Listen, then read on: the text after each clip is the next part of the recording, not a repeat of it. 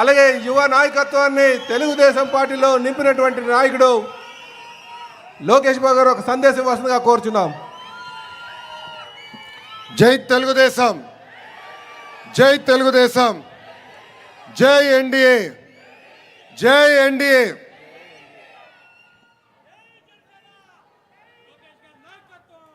EVM అయినా ballot అయినా గెలుపు కూటమిదే.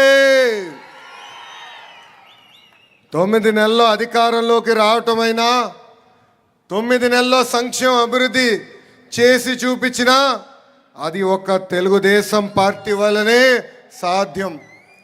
ఆనాడు 9 నెలల్లోనే తెలుగుదేశం పార్టీని అధికారంలోకి తీసుకొచ్చిన విశ్వవిఖ్యాత నట సార్వభౌమ స్వర్గీయ శ్రీ నందమూరి తారక రామారావు గారు 9 నెలల్లోనే రాష్ట్రానికి అభివృద్ధి సంక్షేమం ఏంటో చేసి చూపించిన పేదల నాయకుడు, మన ప్రీతమ నాయకుడు చంద్రబాబు నాయుడు గారు. వేదికమైనున్న పెద్దలందరికీ పేరు పేరున నా ఉదయపూర్వక నమస్కారాలు నేను తెలుపుకుంటున్నాను. ఈ విజయం ఒక చరిత్ర. పార్టీ ఆవిర్భావం తర్వాత మొదటిసారి 5 గ్రాడ్యుయేట్ ఎమ్మెల్సీలు గాను 5 గ్రాడ్యుయేట్ ఎమ్మెల్సీలు తెలుగుదేశం పార్టీ కైవసం చేసుకుంది. గౌరవ అధ్యక్షుల వారితో చర్చించినప్పుడు గెలుపు కాదు, భారీ మెజార్టీతో గెలిస్తేనే ఇది ఒక గెలుపు అని ఆనాడు చెప్తాం జరిగింది. ఈరోజు ఇక్కడి నుంచి నేను చెప్తున్నా, గుంటూరు కృష్ణ గ్రాడ్యుయేట్ ఎమ్మెల్సీగా 82,000 మెజార్టీతో గెలిచారు మన ఆలపాటి రాజేంద్ర ప్రసాద్ గారు. ఈస్ట్ వెస్ట్ గోదావరి గ్రాడ్యుయేట్ ఎమ్మెల్సీగా 77,500 ఓట్ల భారీ మెజార్టీతో గెలిచారు మన రాజశేఖర్ గారు. ఈరోజు నేను గర్వంగా చెప్తున్నా, కౌన్సిల్లో పులుల్లాగా మన ఎమ్మెల్సీలు పనిచేస్తున్నారు. ఇంకొక 2 నాయకులు ఈరోజు కౌన్సిల్కి రాబోతాం. నిజంగానే చాలా చాలా ఆనందంగా ఉంది. ఇంత విజయాన్ని అందించిన గ్రాడ్యుయేట్లకి, గెలుపు కోసం పనిచేసిన గౌరవ శాసనసభ్యులు, మంత్రివర్యులు, జోనల్ కోఆర్డినేటర్లు, ప్రత్యేకంగా నాకు ప్రాణ సమానమైన కార్యకర్తలకి పేరు పేరున నా ఉదయపూర్వక ధన్యవాదాలు తెలుపుకుంటున్నా. ప్రజలు కొట్టిన దెబ్బకి పులివెందుల ఎమ్మెల్యే ఇంకా కోలుకోలేదబ్బా.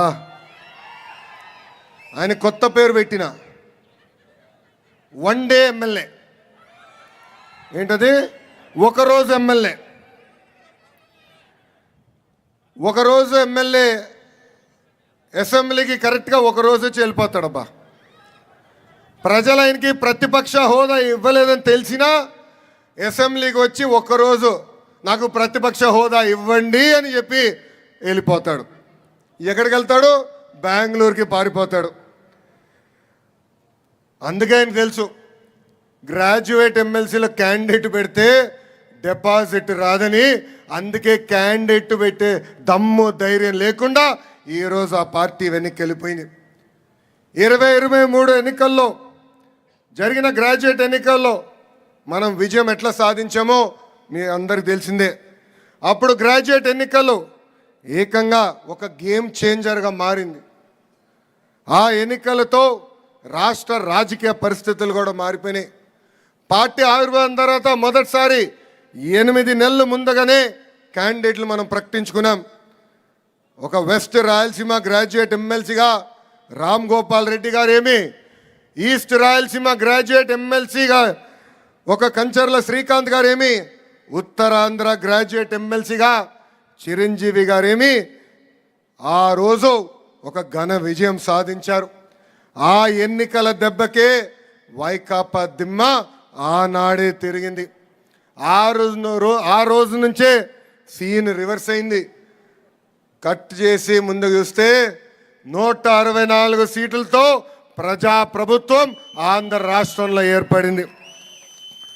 ఒక పక్కన మోడీ గారు మేనియా, ఇంకో పక్కన బాబు గారు బ్రాండు, ఇంకో పక్కన నాకు అన్న సమానమైన పవన్ అన్న పవర్ దెబ్బకి వైకాపా దిమ్మ తిరిగింది, దుకాణం బంద్ అయింది.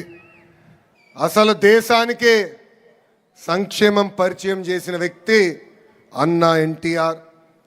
వైకాపా ప్రభుత్వంలో 5 ఏళ్ళు చేయని సంక్షేమం మన ప్రభుత్వ అధికారంలోకి వచ్చిన మొదటి 9 నెలల్లో చేసి చూపించాం. మొదటిది పెన్షన్. ఇక్కడున్న కార్యకర్తలు అందరూ ఆలోచించాలి.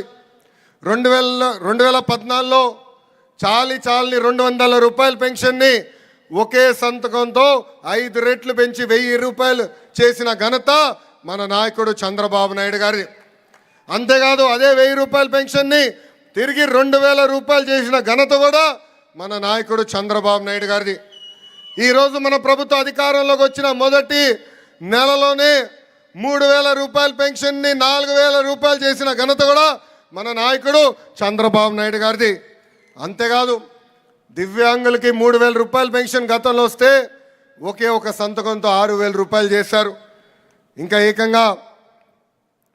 ఏకంగా బెడ్కి పరిమితమైన ఇబ్బంది పడుతున్న వాళ్ళకి ప్రతి నెల మన ప్రభుత్వం 15,000 రూపాయలు ఈరోజు పెన్షన్ ఇస్తాం జరుగుతుంది. అంతేకాదు 198 అన్న క్యాంటీన్ తిరిగి ప్రారంభించాం. దీపం పథకం ద్వారా ఇప్పటికీ 1 కోటి కుటుంబాలకి ఈ స్కీమ్ వర్తించింది. వచ్చే మే మాసంలో తల్లికి వందనం కింద ఎంతమంది బిడ్డలున్నా చదువుకుంటున్న బిడ్డలకి 15,000 రూపాయలు మన ప్రభుత్వం అందజేయబోతుంది. అంతేకాదు మే మాసంలో అన్నదాత సుఖీభవ కింద రైతులు కూడా డబ్బులు అందజేసే బాధ్యత మన ప్రభుత్వం తీసుకోబోతుంది. ఇంకా 20 లక్షల మందికి ఉద్యోగాలు కల్పిస్తామని మేనిఫెస్టోలో భారతదేశ చరిత్రలో ఏ పార్టీ చేయని విధంగా దమ్ము ధైర్యం ఉన్న పార్టీ తెలుగుదేశం పార్టీ మేనిఫెస్టోలో పెట్టింది. ఈ గ్రాడ్యుయేట్ గెలుపు యువతది. ఆంధ్ర రాష్ట్ర యువకులకి నేను చెప్తున్నా, మాకు మీరు బాధ్యత పెంచారు. ఒక పద్ధతి ప్రకారం డిఎస్సి నిర్వహిస్తాం. జాబ్ క్యాలెండర్ కూడా ఒక పద్ధతి ప్రకారం నిర్వహిస్తాం. అంతేకాదు ఈ నెల అంటే మార్చి నెలలోనే 16,347 టీచర్ల పోస్ట్ భర్తీ చేసే మెగా డిఎస్సి కూడా మన అనౌన్స్మెంట్ చేసి గతంలోనే చేశాం.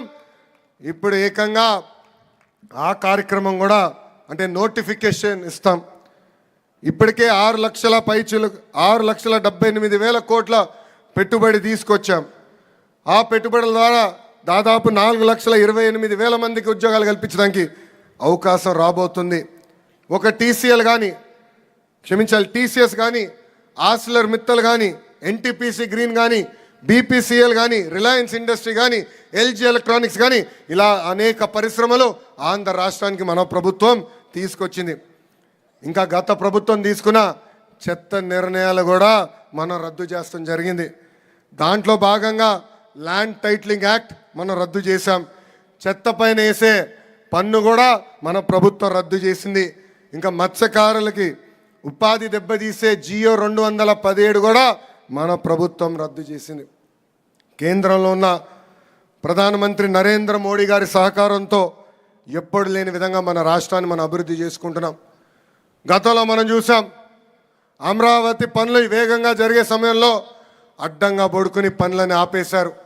ఆగిపోయిన పనులు కూడా తిరిగి ఈ నెలలో ప్రారంభిస్తున్నాం. దానికి కేంద్ర ప్రభుత్వం 15,000 కోట్ల రూపాయలు సహాయం చేశారు. ఇంకా పోలవరం పనులు కూడా దారెక్కింది. మొన్నే నిర్వాసితులకి 1,000 కోట్ల రూపాయలు మన ప్రభుత్వం అందజేసింది. గతంలో మూసేస్తున్నారు.